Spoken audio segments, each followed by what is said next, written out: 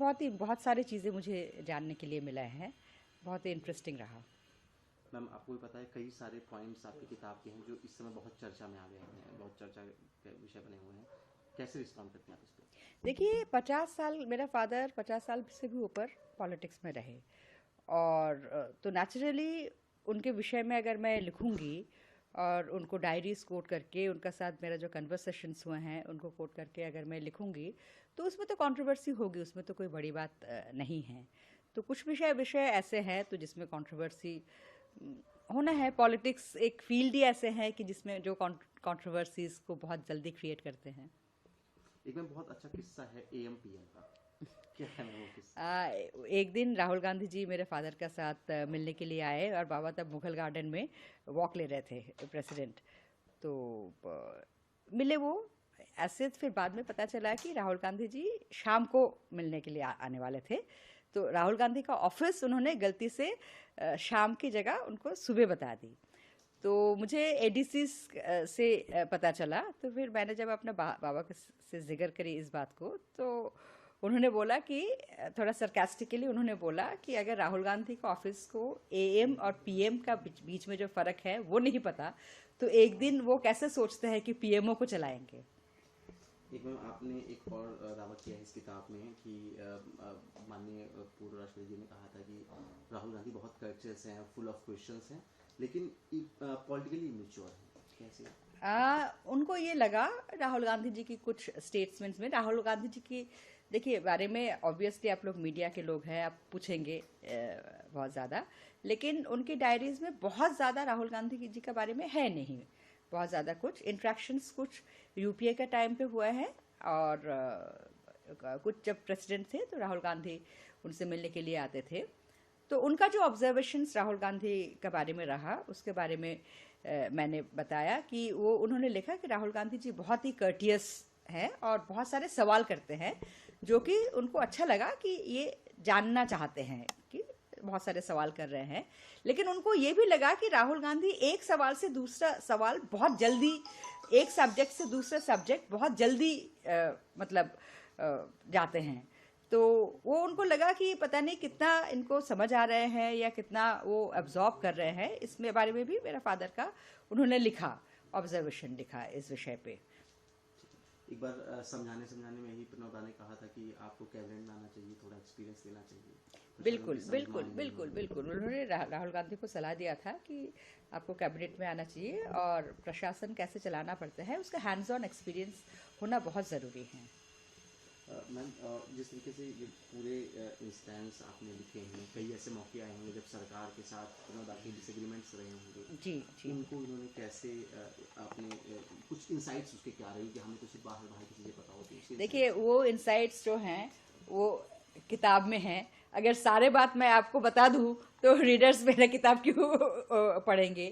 तो ऑब्वियसली देखिए, इतने साल जब जिन लोगों का साथ काम किया है, काफ़ी सारे क्रूशियल मिनिस्ट्रीज में रहे, तो उसमें तो बहुत सारी चीज़ें होंगे ही। बहुत सारे ऐसे चीज़ें हैं जो मेरे फादर बहुत क्लियर थे, जो ऑफिशियल सीक्रेट्स एक्ट के अंडर आते हैं। उस सारे विषय में कुछ भी चर्चा नहीं है इस पर। सो वो जब सरकार डिक्लासिफाई करेंगे तभी उस बारे में वो पब्लिक डोमेन में आएगा।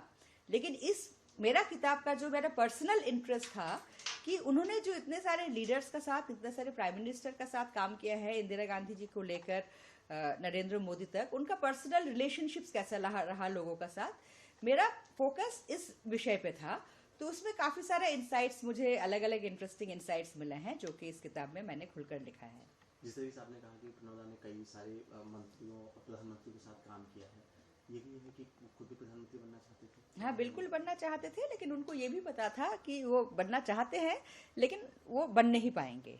तो इस बात को वो कोई डिसइल्यूशनमेंट में नहीं था कि एक दिन बनेंगे, बट हाँ ऑफ कोर्स वो बनना चाहते थे।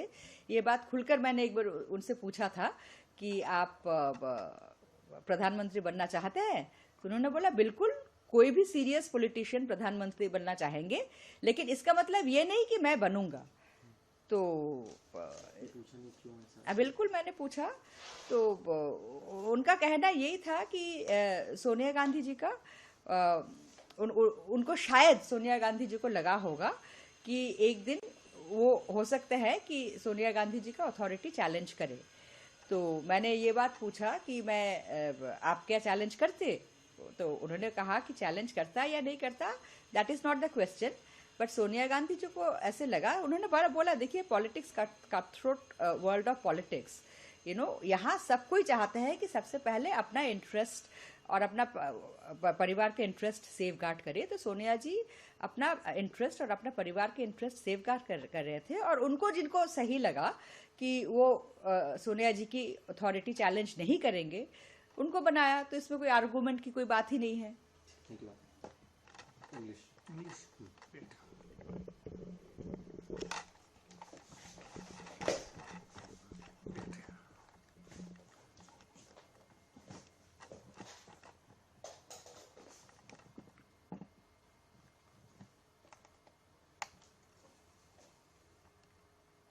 Rolling. Ma'am, you have compiled the journey of your father and former President of India. How was your journey to writing this book? Well, it was a very emotional as well as a very interesting journey. Emotional because I read my father's diary. He had a habit of writing diaries, meticulously recording the daily events of the day since many, many years. So it was difficult for me emotionally because I read them only after he passed away. And also very interesting because I came to know about so many things. And, he just left a world of his sadness, his happiness, his hope and expectations. For a daughter, I think that is the best gift, he could have given me. He allowed me to enter into a world, a very private world of his, which nobody else had access. When and how did you decide to document the diary and your relation with your father? I always had this thought. My father also told journalists many times that jokingly that my daughter is going to write about me. So I always had this thought that I'm going to write, but my father gave very clear instruction that his diaries are not going to get published as such. But obviously he wanted me to do something with them, and he told me, and he asked me to, whether to publish it or not is really my discretion. And so I think somewhere he wanted me to write about him, and he also told journalists, some journalists jokingly that, as I said before, that my daughter is going to write about it. So I'm writing about him. A few points are in limelight as a controversy. So how do you react on this? Sorry? Few points about In his journey of 50 years, in a political journey, so there are bound to be controversial points, and I have written about them as I understood it, and I have written about them very openly and candidly. Okay. In this book, you claim that Rahul Gandhi is very courteous and full of questions, but he's a politically immature. It's not I don't claim. That is what I read in my father's diaries. That he felt that Rahul Gandhi. A few times he interacted with him. Is a very courteous person, full of questions, which he took as a good sign that Rahul wanted to know.